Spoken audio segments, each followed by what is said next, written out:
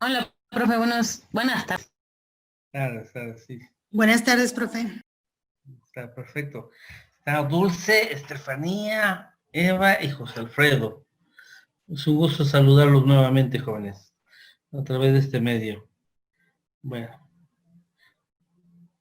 vamos a dar continuidad a lo que estamos en nuestra sesión.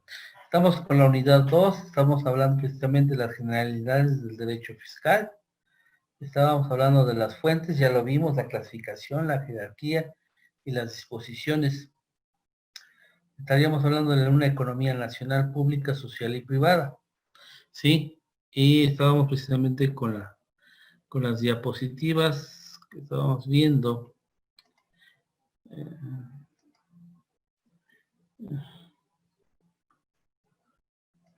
Y de manera muy práctica podemos manejarlo de la siguiente forma.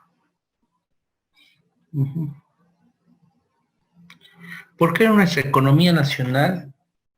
¿Sí? La tenemos que enfocar en estos tres aspectos: pública, social y privada. Bueno, porque tenemos sectores productivos y esos sectores productivos son el motor que mueven al Estado mexicano, genera su desarrollo, por lo cual es necesario, ¿sí?, hablar de cada uno de ellos, cómo participan de manera individual, pero también de manera colectiva. Esto nos va a permitir a nosotros tener un desarrollo.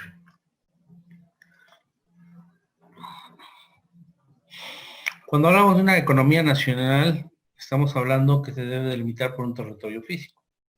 Y el territorio físico, en el caso de la República Mexicana, está establecido en los propios artículos de la Constitución mexicana. 42, para ser exacto, 43, 44. ¿Sí?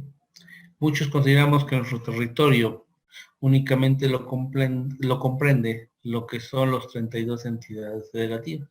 Sí, pero también se comprende lo que son las islas, los arrecifes, que forman parte del territorio mexicano.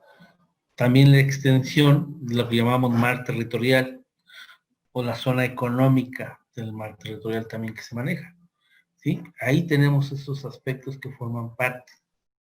Tanto en el Golfo de México como en el Océano Pacífico, también esta zona económica son sumamente y forman parte de México y de nuestra economía, por la cual debemos establecer. En la unidad se comparten características sociales, culturales y económicas como idioma y moneda. Si nosotros revisamos, en el caso del Estado mexicano, tenemos diferentes grupos culturales a lo largo y ancho de la República Mexicana. Entonces también tenemos que tomar en consideración el aspecto. Tenemos cuestiones culturales que también se mencionan en este punto de vista, ¿sí? Cuestiones económicas también, porque en las 32 entidades federativas, cada una, de acuerdo a sus actividades económicas, tienen la obligación de contribuir al gasto público. Pues en el idioma, nosotros sabremos que hablamos el idioma español, pero sin embargo eso no implica que en algunos lugares, como zona turística, se hable mucho el inglés. Entonces también se está manejando. La moneda, por ejemplo, en las zonas turísticas de alto impacto a nivel internacional, tenemos que hablar, por ejemplo, del dólar. O sea, se maneja todas las operaciones en dólares que en pesos mexicanos. Pero bueno, ahí tenemos a hacer.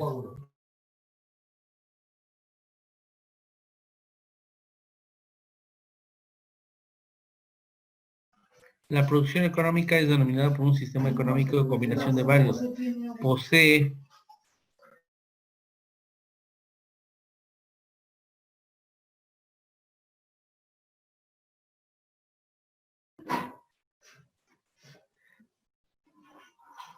medios de coordinación que determinan el uso de los factores de producción, pues una autoridad central o las decisiones libres de agentes privados. Los derechos de propiedad están definidos, es decir, quién controla y el dueño de los medios de producción. cuenta con un sistema de incentivos económicos, pueden ser monetarios, como un salario, renta o interés, e incentivos morales. Bueno, todo esto, lo que hemos estado hablando, genera impuestos, contribuciones, derechos, usos, aprovechamientos, hablamos de aranceles, hablamos de tarifas. Todo esto forma parte de lo que nosotros tenemos que considerar en determinado momento para el efecto de recaudación, que es sumamente importante.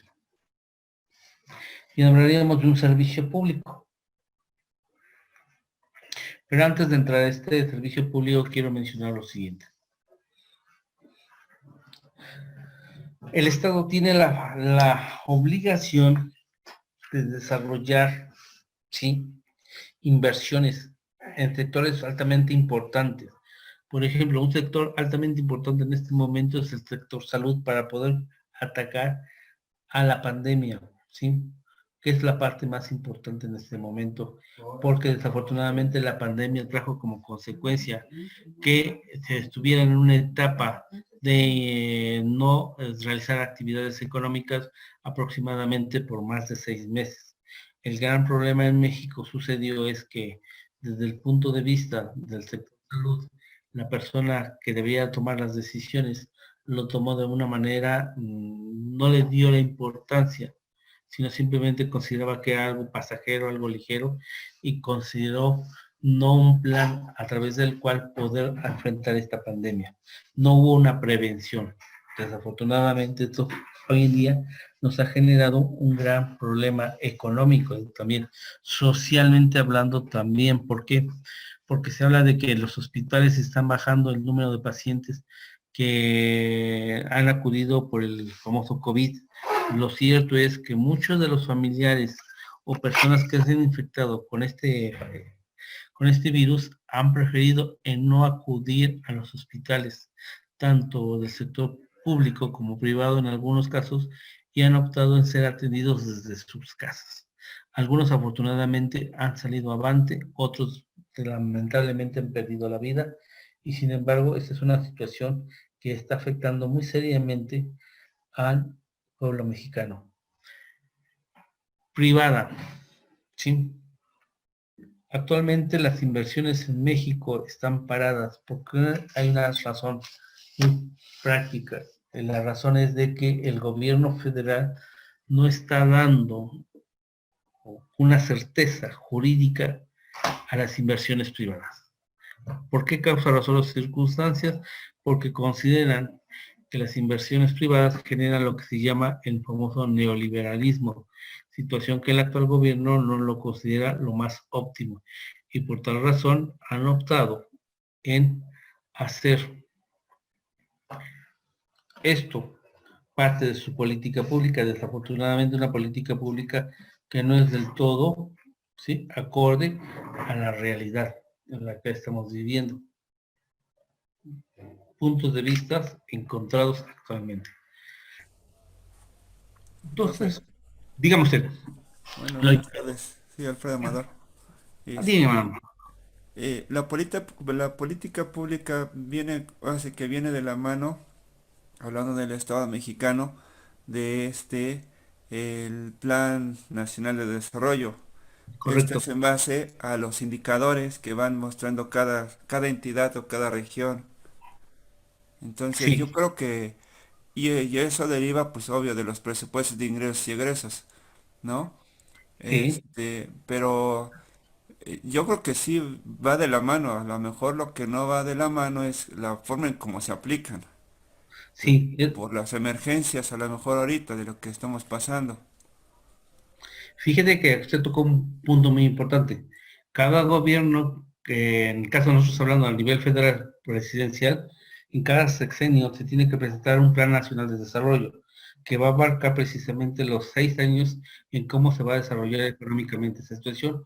Igual los gobiernos estatales tienen que ajustar su plan estatal de desarrollo en razón al nacional, y por ende los municipales también cuentan con un plan de desarrollo municipal, el cual tiene que ser acorde con el estatal y con el federal. Fíjate que hay algo interesante, y por eso hago un cuestionamiento en esta materia. La pandemia se da en octubre-noviembre del año pasado, 2019, en China. Y en ese momento se empezó a hablar de esta situación que se iba a propagar en toda la situación y que desafortunadamente no se encontraba en este momento con ninguna vacuna o algún tratamiento que pudiera controlar esta cuestión. La Organización Mundial de la Salud, ¿sí? Lo declaró como pandemia, ¿sí? En enero de este año. Esta situación, sabía el Estado mexicano que esto nos iba a tocar. ¿Por qué nos iba a tocar? Por una sencilla razón. Hay mexicanos que por sus actividades, tanto económicas, culturales o recreativas, viajan en todo el mundo y por tal razón se contaminaron. Algo importante es que nunca se tomaron las políticas sanitarias de hacer una cuarentena, como cuando se hizo con la influencia. Recuerden el HN1. En este HN1, el gobierno mexicano estableció la cuarentena y tomó políticas de sanidad. Entonces, todos aquellos que venían de vuelos internacionales se hacía una revisión y se sometían a cuarentena. De esta manera se pudo controlar esta situación. Afortunadamente había tratamiento médico y con ese tratamiento pudo ser controlado. A lo que yo me refiero es que en este momento vio esta situación el gobierno mexicano, debió de haber preparado, ¿sí? Acuérdate que hay un presupuesto que tienen ellos reserva. De hecho, el Ejecutivo, ya no recuerdo, pero parece que está en el artículo 74 de la Constitución mexicana, donde el Ejecutivo tiene una partida presupuestal especial y que puede hacer uso de esta para este caso que se presentó en México. Es decir, ¿cuál había dicho? Decreto el cierre de aeropuertos, de puertos y todo lo demás, manejo el sistema de cuarentena. O sea, no quiere decir no los dejo afuera, que vengan, pero se maneja este sistema de prevención, empiezo a comprar los insumos que se van a utilizar, ¿sí? Para poder atender esta situación. Ahorita estamos hablando de de muertes de mexicanos, se hablan de más de 72,000.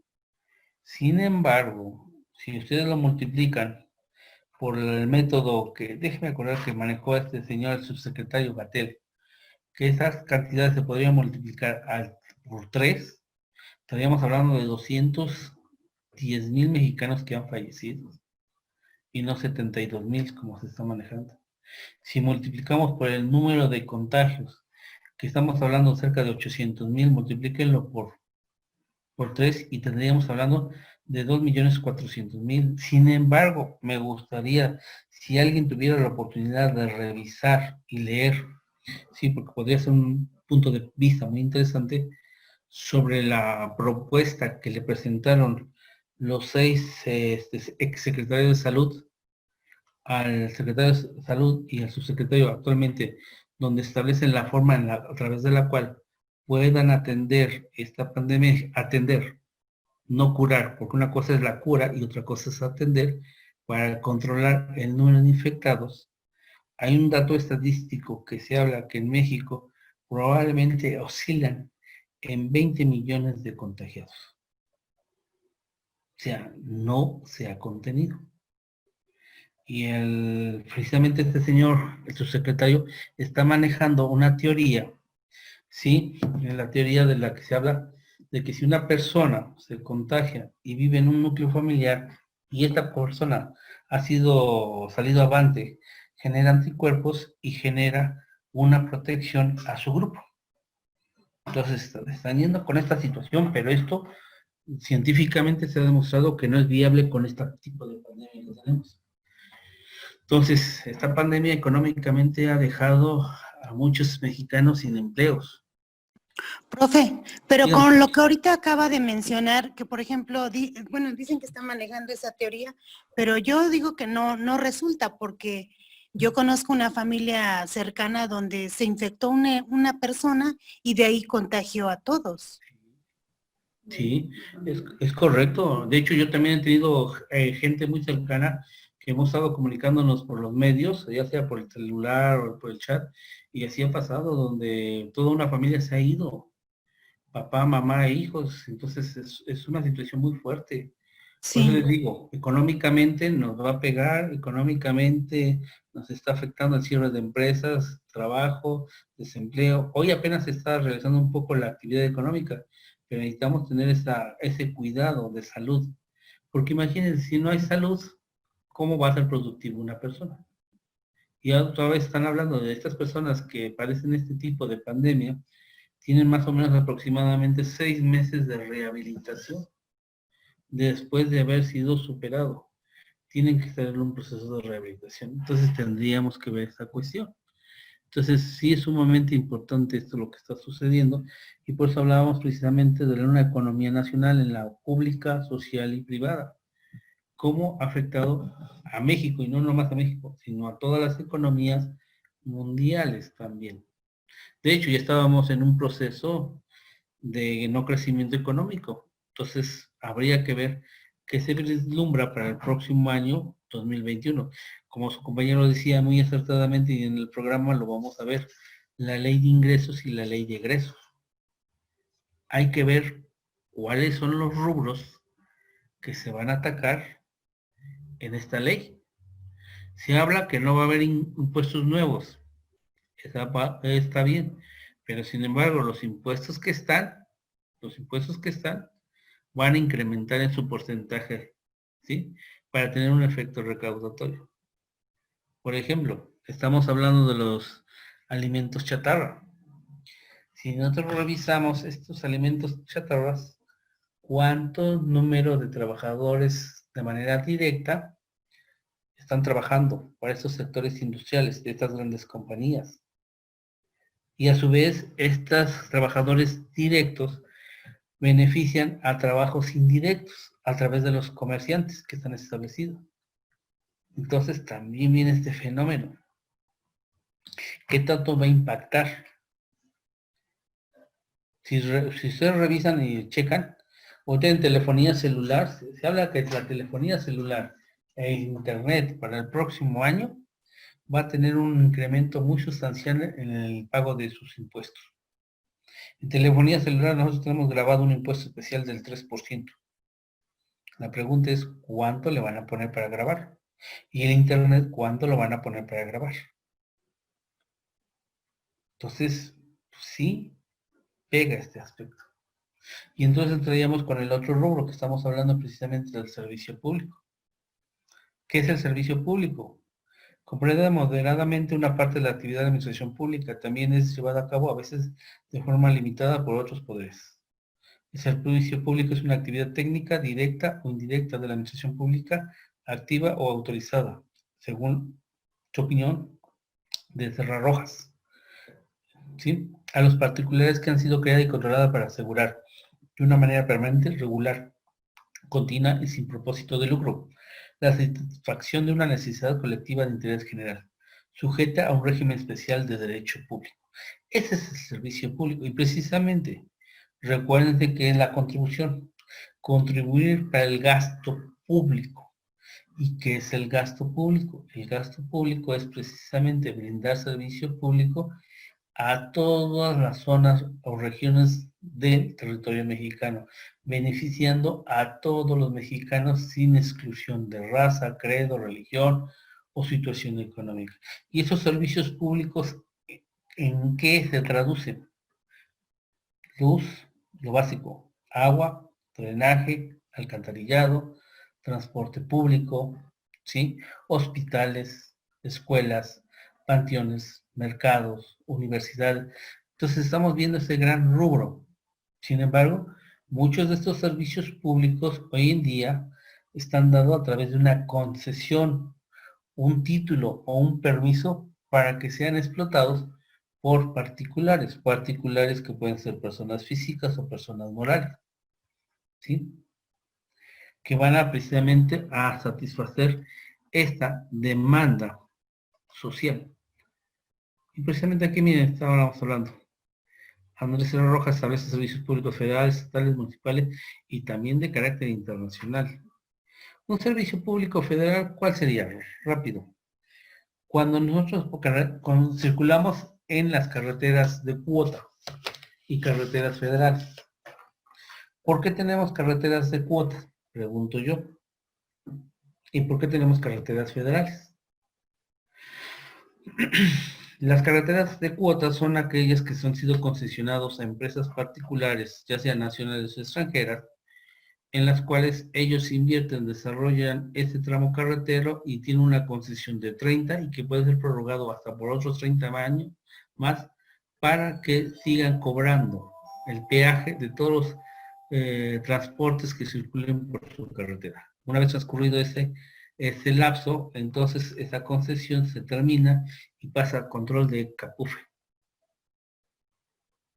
En las carreteras federales, ¿sí?, son aquellas de libre acceso. Desafortunadamente están mal cuidadas, y no hay iluminación en muchos de los casos, no hay señalamientos, el arroyo vehicular es muy pequeño, entonces, pero sin embargo se crea. Un ejemplo, ahí tenemos un servicio público federal. Un servicio público estatal, ¿cuál creen que tengamos nosotros que sea parte del Estado?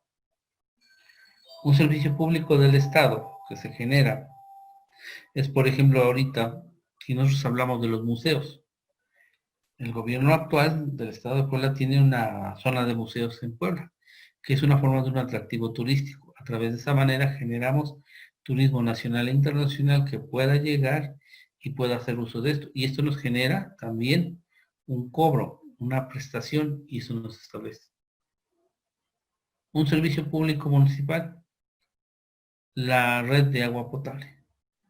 Sin embargo, la red de agua potable, en muchos de los casos, está concesionado a un organismo público o privado, y a ellos también hay que cubrirles y hay que pagarles. ¿Sí?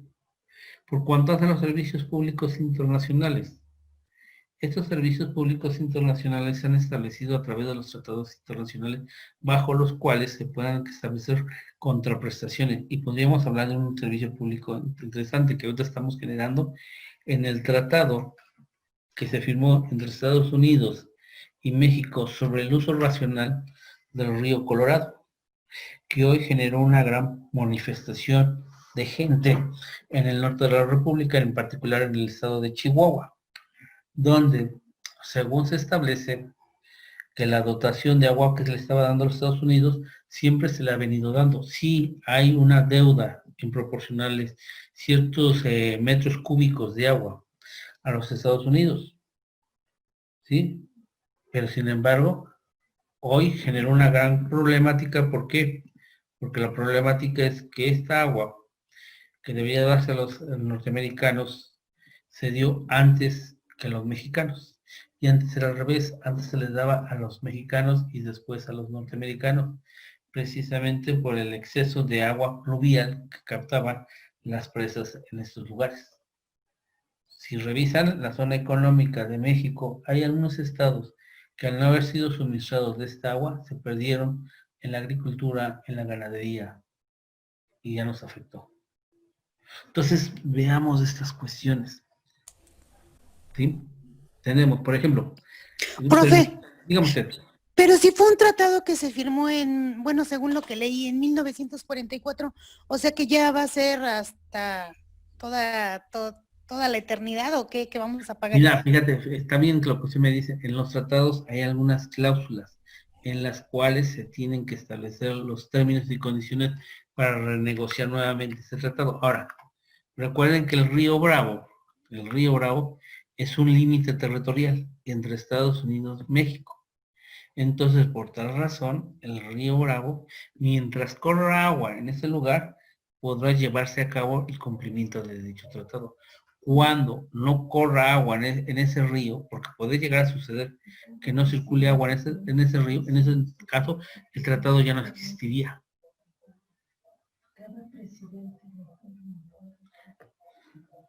Por eso podría darse, o sea, tendríamos que revisarlo con más detenimiento y a ver, ¿sí? Lo que hacen es que los presidentes en cada sexenio llegan a un acuerdo con el presidente norteamericano en la manera y la forma a través de la cual se va a dar. Pero siempre se busca el beneficio de los dos, sin ser también muy, ¿cómo te puedo decir? Sin que perjudique a uno ni a otro. En el caso de hoy, en este gran conflicto que se está dando, es esa situación. Y, por ejemplo, un servicio público internacional es lo que podríamos hablar ahorita con la Organización Mundial de la Salud, ¿sí?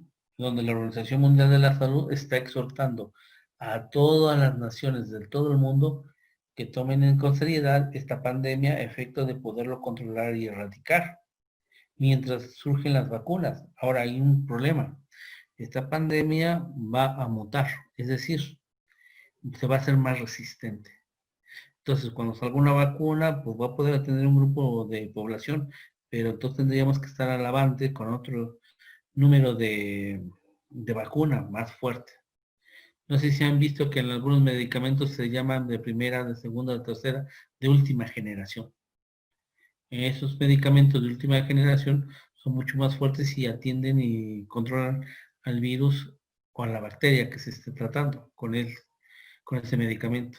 Entonces lo mismo va a suceder con esto. Y ahí tenemos los formas a través de las cuales se buscan solucionar estos aspectos. Entonces, estos servicios públicos son parte de lo que nosotros debemos tomar en consideración. Por ejemplo, si estoy acordando de un servicio público internacional y estoy viendo en este momento, se me acuerdan de las famosas garitas. ¿Sí saben qué son las garitas? ¿O han oído hablar de las garitas? Sí, profe. Ajá. Se A ver, llama, por ejemplo, las garitas son las que están en los límites de, así que fronterizos para, pues sí que para vigilar el tráfico de personas y mercancías.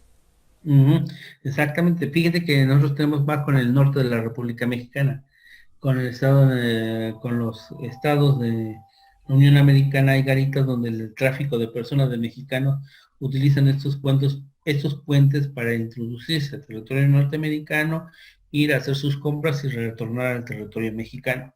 Son garitas donde también, como dice, se establecen un número de mercancías o productos que puedan pasar. Más que nada se establece en razón a un número de dólares, cuánto ellos pueden pasar sin que genere un impuesto. Y de esa manera es un servicio que nos permite tanto mexicanos como americanos eh, transitar a territorio mexicano como transitar a territorio norteamericano, y viceversa, y generar un desarrollo económico.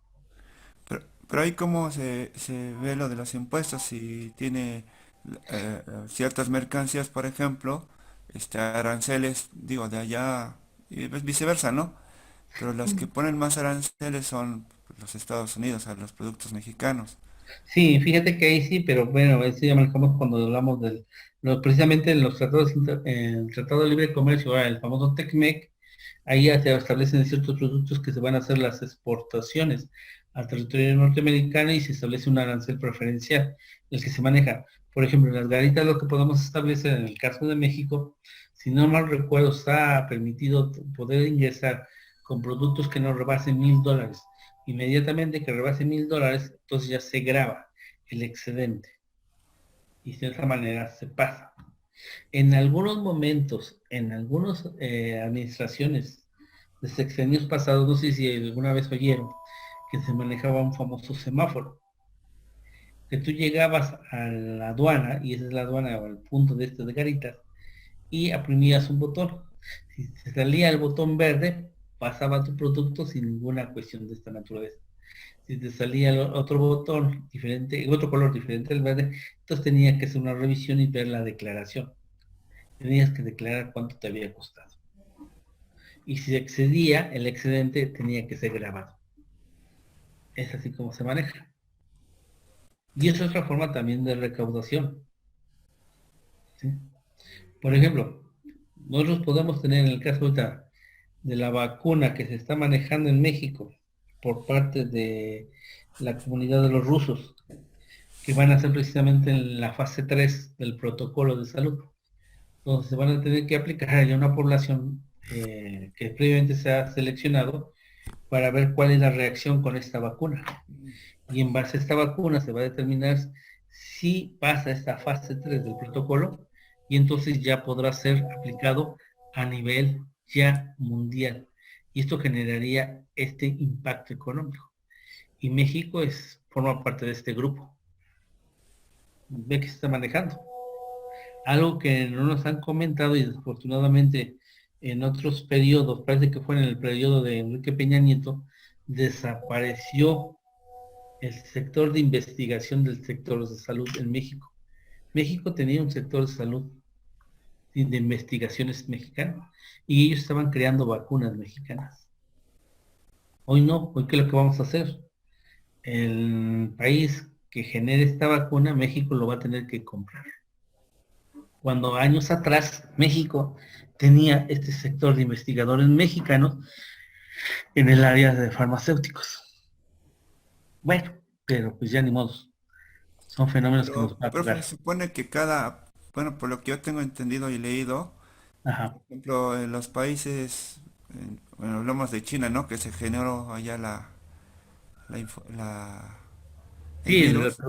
Este, resulta que cada país, bueno, lo de los miembros del G20, ujú, este, tienen bacteriólogos, o sea, tienen un equipo médico allá por sí. ejemplo, en China, donde se estudian diferentes bacterias y virus. Y en eso, pues sí, hay mexicanos. Sí, que participan ahí, pero aquí lo que yo quiero revisar es lo siguiente. Mira, que en México, en territorio mexicano, existía un centro de investigación Ah, ya. de vacunas, o sea, Era el tenía famoso México. INDRE, ¿no? Sí, exactamente, y estaba y era muy bueno, y era reconocido internacionalmente. Sí. Entonces eso nos genera que nuestra vacuna sea mucho más accesible, más barata y sea más aplicable porque hay que considerar la composición del mexicano, su raza. No es lo mismo el asiático que el europeo, que el hindú y el mexicano, porque también varía mucho en estos aspectos. Por ejemplo, un ejemplo rápido. Si nosotros hablamos de la famosa soya, para los chinos la soya es un alimento básico en su estándar y no les hace ningún daño. Para los mexicanos la soya hay algunos que reaccionan de forma de alergia y otros no. Entonces hay que ver. Ese es el problema que tenemos con México. Desafortunadamente desapareció este instituto que generaba investigación en vacunas y que eso era muy bueno para nosotros. Pero, ¿qué podemos hacer? Cada gobierno viene y hace sus propios puntos de vista, criterios y sobre eso se establece. Bueno, regresando a los servicios públicos federales, tenemos que tomar en términos el artículo 124 de la Constitución, porque dice, las facultades que no están expresamente concedidas por esta Constitución a los funcionarios federales se extenderán reservadas a los estados. Por eso tenemos servicios públicos federales como ¿qué? La Secretaría de Salud, la Secretaría de Energía, así tenemos otras secretarías que están exclusivamente para ellos, ¿sí? Por ejemplo, la Secretaría de Energía, que se encarga de regular la explotación de Pemex y todos los mantos de hidrocarburos. A nivel estatal no tenemos ninguna Secretaría de Energía en el caso de Puebla. A nivel, en el caso de Puebla, podemos tener una Secretaría de Salud del Estado de Puebla, pero que tiene que estar en coordinación con la Secretaría de Salud Federal. Todos son aspectos. Por ejemplo, en el artículo 27 constitucional, aquí habla de materia de petróleo, energía eléctrica y sus diversos casos señalados en el artículo 28. Por ejemplo, en la 28 hablamos de la banca mexicana. Tenemos un banco central, o banco nacional, o el Banco de México, como así se le conoce, que al fin y al cabo es un banco totalmente autónomo, que es el encargado de poder emitir e imprimir el papel moneda y los billetes. Entonces son ellos. Y ellos le van a dar el valor. Y este tipo de moneda es la que va a circular en toda la República Mexicana y va a ser autorizada para las operaciones de negociación, salvo en aquellos comercios de carácter internacional en el que se puede pactar otro tipo de moneda, que puede ser a través del dólar, del euro O o sea, profe, alguna otra. que el Banco de México, que fue creado en 1925, es el que nos va los que nos va a emitir la moneda mexicana, los billetes mexicanos, y es la que nos va, Le da valor a ese tipo de moneda, uno, otro, y es el que también controla el flujo de dinero. Y fíjate que el controlar el flujo de dinero es importante porque ha evitado en gran momento en la economía de México generar en caer unos déficits económicos, una inflación. ¿sí? Porque en determinado momento he considerado, en este momento dejo de circular tantos millones de pesos mexicanos para que nuestra economía sea estable. Por eso se habla de que tenemos un gobernador en el Banco de México, que es totalmente autónomo, y eso sí es importantísimo, porque el gobierno federal no interviene en las decisiones del gobernador del Banco de México, que ahí sí le ha dado una verdadera autonomía al Banco de México, y eso ha permitido que nuestra moneda mexicana no tenga una devaluación que ya hubiera sido altamente fuerte. Por ejemplo, cuando hablo del artículo 27 constitucional, hablo, por ejemplo, de la SEDATU, que era antes la Secretaría de la Reforma Agraria. Hablo de la Ley General de Población, que hablo precisamente de lo que se llama el Instituto Nacional de Migración y así sucesivamente. Estos son los organismos.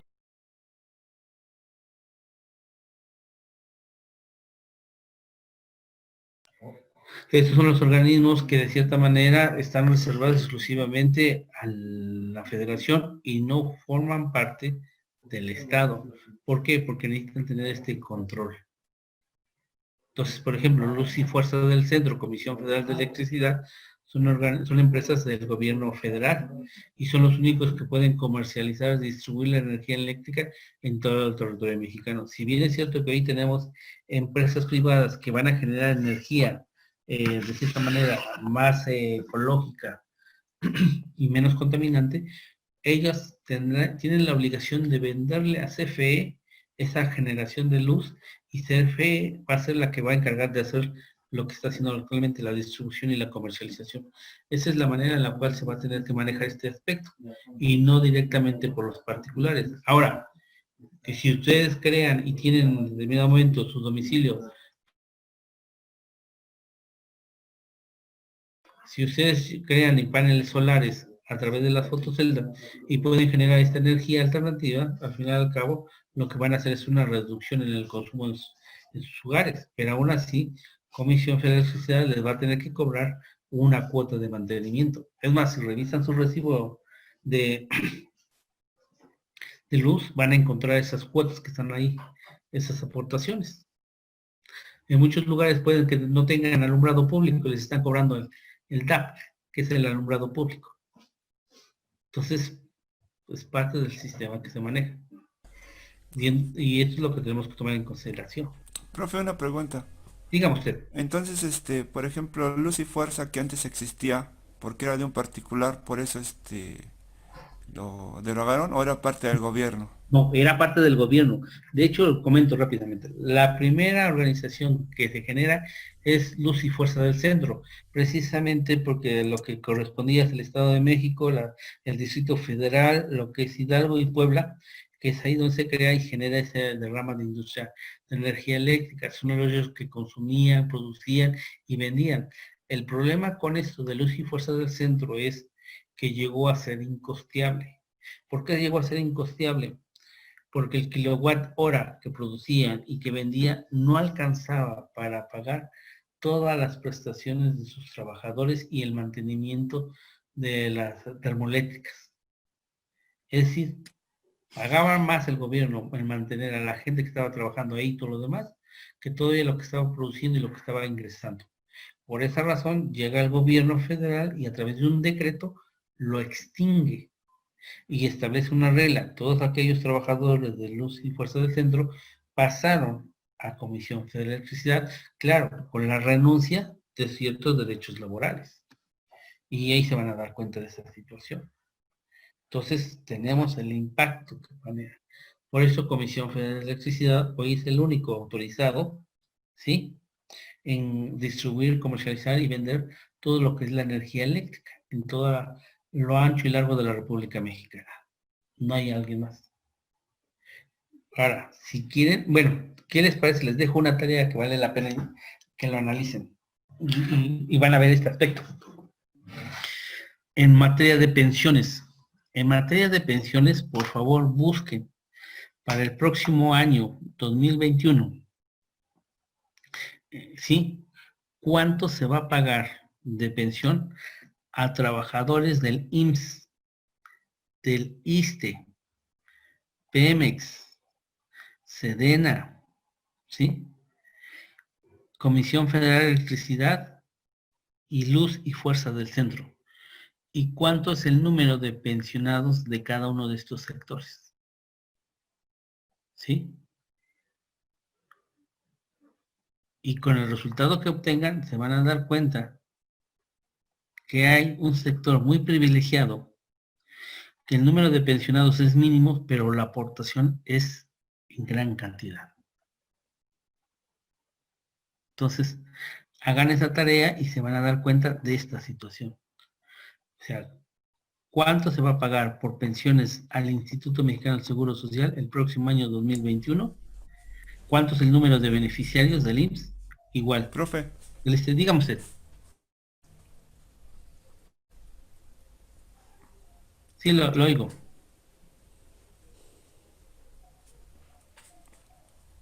¿se me oye, profe? Sí, lo oigo. Dígame, adelante. De eso de las pensiones, ¿va a ser con la anterior ley o la del 90 y No, checa, no, siete no, yo lo que de, quiero es que, del 11? espera, no, lo que yo quiero es que chequen la ley de ingresos, ¿sí? Para el ejercicio fiscal 2021. Y en la ley de ingresos del ejercicio fiscal de 2021 se establece, ¿sí? También cuánto se va a generar de esto, pero en la ley de egresos se ha establecido cuánto se va a pagar al régimen del sistema de pensiones en México, ¿sí? Y ahí lo que quiero es que en esta ley de egresos van a ustedes que encontrar el número de beneficiarios del IMSS y cuánto se va a pagar en pensión, el número de beneficiarios del ISSSTE y cuánto se va a pagar en pensión, el número de beneficiarios de la Sedena y cuánto se paga de pensión, de Comisión Federal de Electricidad y Luz y Fuerza del Centro, ¿sí? Y los de Pemex. Entonces, van a encontrar, ¿sí? Que hay un grupo de pensionados que son altamente privilegiados, ¿eh? Así lo digo textualmente. Y van a ver cuánto ahí van a pagar en el próximo año en el régimen de pensiones, en la ley de egresos y cuántos son sus beneficiarios. Hay una gran diferencia en este aspecto. Es de ahí la importancia que chequemos este punto, este detalle para que ustedes tengan, ustedes este aspecto de margen de comparación.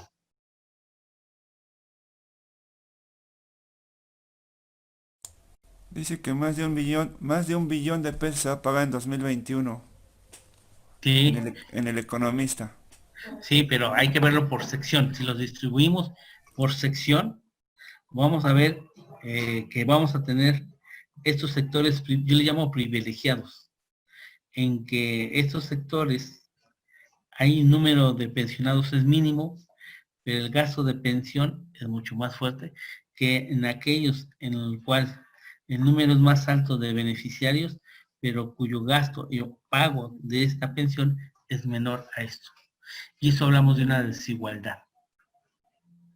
Entonces, por eso les digo, revisen este aspecto y van a ver cómo está.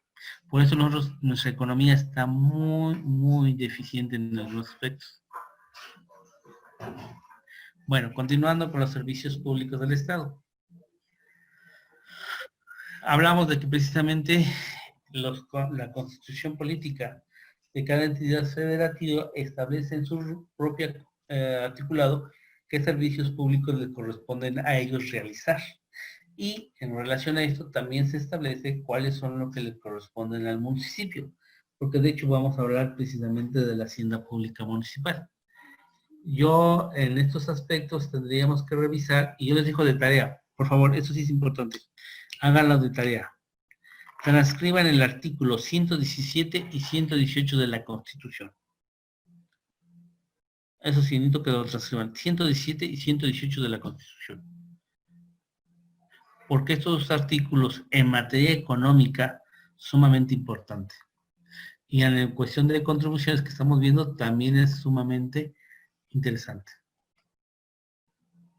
Cuando hablamos de servicios públicos municipales, estos van a atender precisamente de acuerdo a su suscripción territorial al alumbrado, la policía, jardines, cementerios, limpia Y más, para esto de los servicios públicos municipales, por favor, de tarea también, transcriban el artículo 115, pero nada más el 115, hay una parte que dice servicios públicos municipales y hace un enlistado de cuántos servicios son, porque el artículo 115 es muy amplio.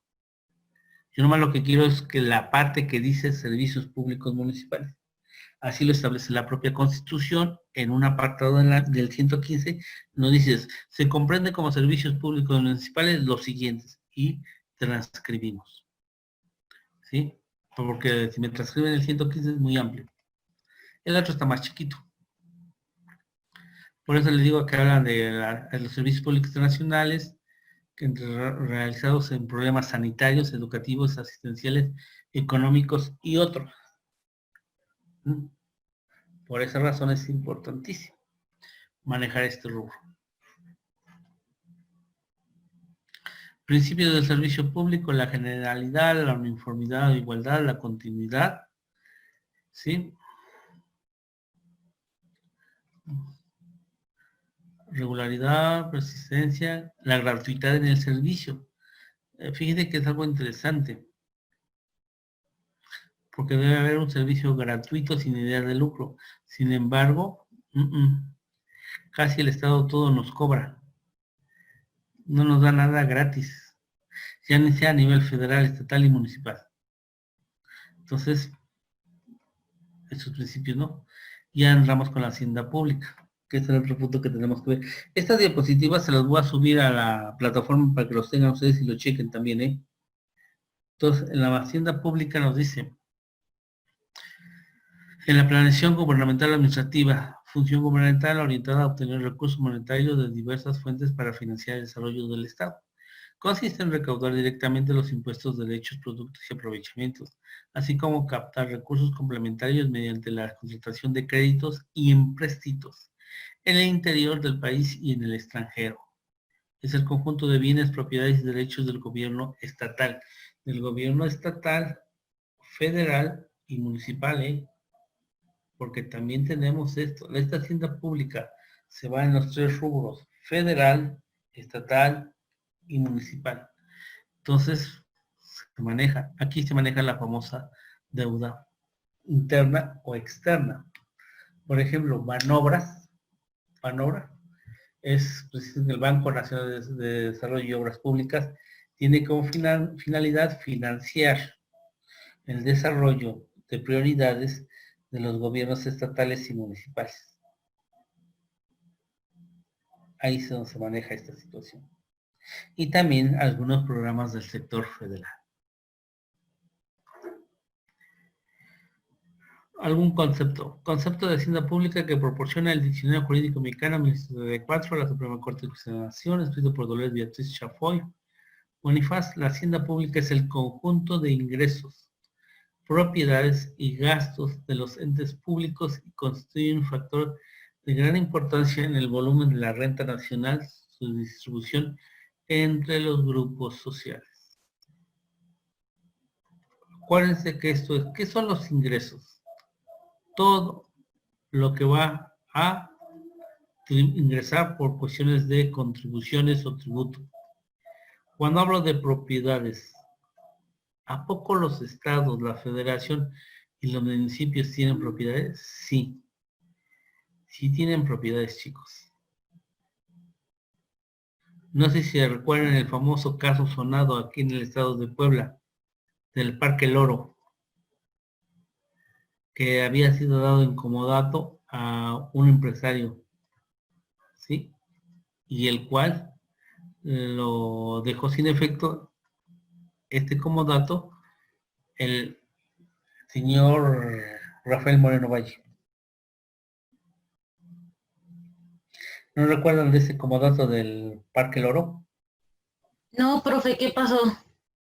Precisamente, había un particular que había sido dado en comodato una gran extensión que pertenece al gobierno del estado de Puebla para realizar un parque recreativo. Y ese parque recreativo era como un African Safari. y que también aparte de eso tenía otras extensiones de tierra que no había sido utilizado con este fin y que ya estaba siendo destinado para otra actividad de carácter lucrativo. Entonces rompe con esta finalidad del comodato.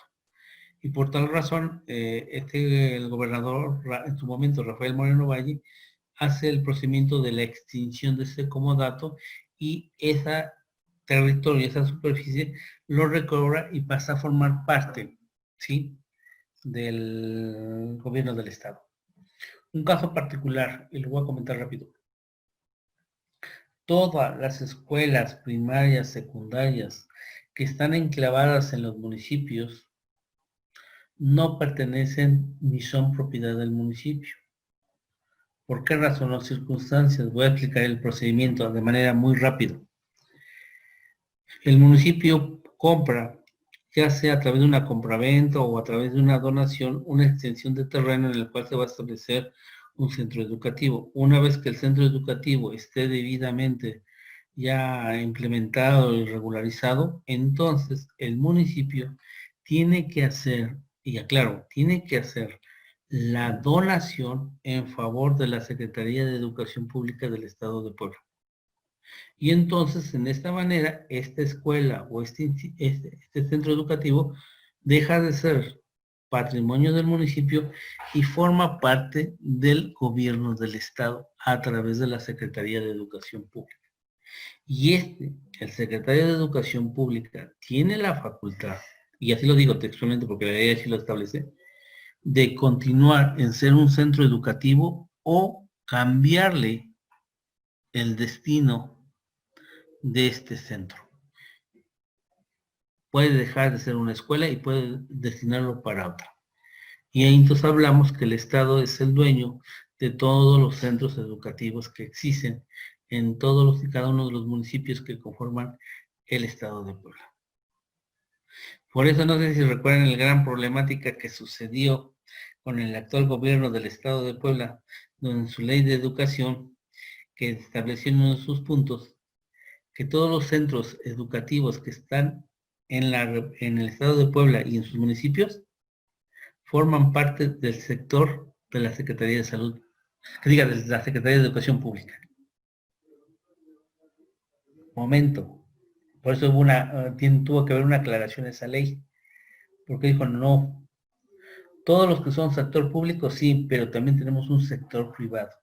Y ese sector privado, estas instituciones, estas universidades o estas escuelas son de privados, no pertenecen al gobierno del Estado.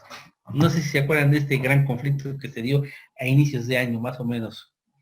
Sí, profe. Y ahí está el problema. Precisamente porque habla de esto. La hacienda pública, federal, estatal y municipal son sus ingresos, sus propiedades y los gastos de los entes públicos. ¿Sí? Los entes públicos que son aquellas empresas paraestatales que forman parte de la federación, del estado y del municipio. Y que en determinado momento generan también ingresos y generan gastos. Esa es la manera como se trabaja.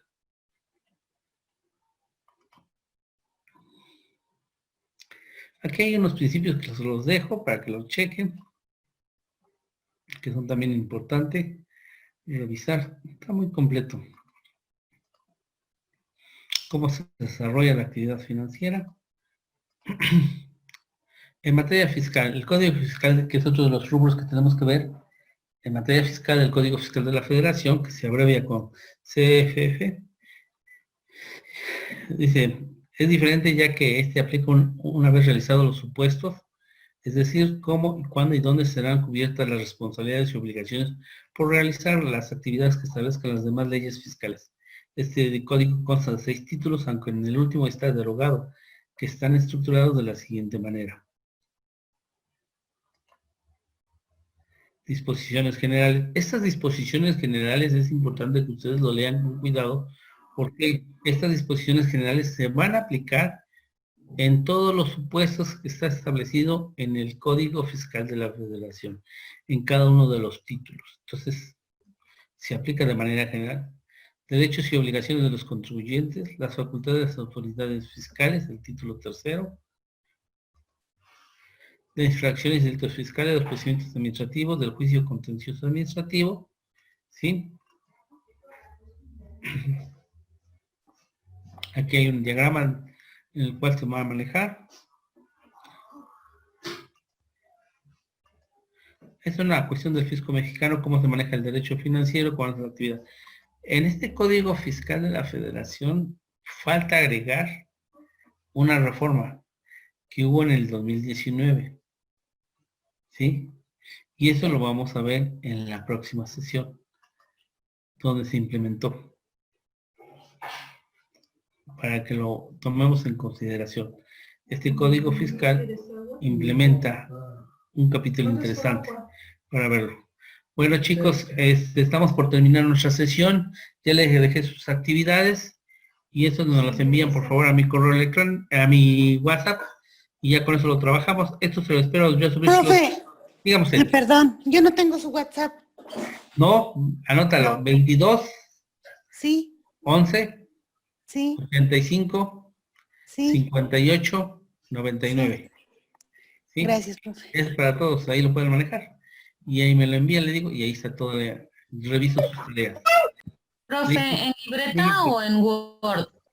Yo les sugiero que hagan en libreta, hagan un poco de ejercicio, ¿no? Porque, bueno, siguiendo el método tradicional, cuando tú escribes, vas recordando ciertas palabras y está importante. A ver, ya no entendí. ¿Qué le vamos a entregar por WhatsApp? Perdón. Rápido. ¿Se acuerdan qué les dije? ¿Qué les pedí? Artículo 117 y artículo 118. Ah, ya. Artículo 115, exclusivamente en la cuestión de servicios públicos municipales. Nada más. Eso es. No transcribir todo el artículo de 115. Única exclusivamente en servicios públicos municipales. La otra tarea que les ¿Nada más dejé... los del municipio? ¿Mandé? Ajá. ¿Nada más los del municipio? ¿Del Sí, nada más. 115? El artículo 115 habla de municipio, pero en la sección que habla de servicios municipales, nada más. Las otras tareas en el correo. Sí, si quieren mandarme en el correo, igual. El de Masjua. Exactamente, ahí está. Ok, gracias. Entonces, mándenlo, chicos. Y el último que les pedí en la ley de egresos para el 2021, ¿cuánto es lo que se va a erogar en materia de pensiones? Pero vamos a dividirlo por sector. IMSS, ISSSTE, Pemex, Sedena, Comisión Federal de Electricidad, Luz y Fuerzas del Centro. ¿Cuántos son los beneficiarios y cuánto es el monto que se va a destinar en ese sistema de pensión? Es para que vean la situación que se está viendo. ¿Vale? Bueno, entonces nos vemos el próximo sábado. Que tengan un excelente fin de semana. Gracias, profe. Profe, Dígame usted. oiga, ¿puede repetir su número de teléfono, porfa? Sí, 22 11 85 58 99. ¿Sí? Gracias. Ok, entonces que pasen un feliz fin de semana. Nos estamos viendo, ¿eh? Gracias, buen día. Hasta luego, buen día.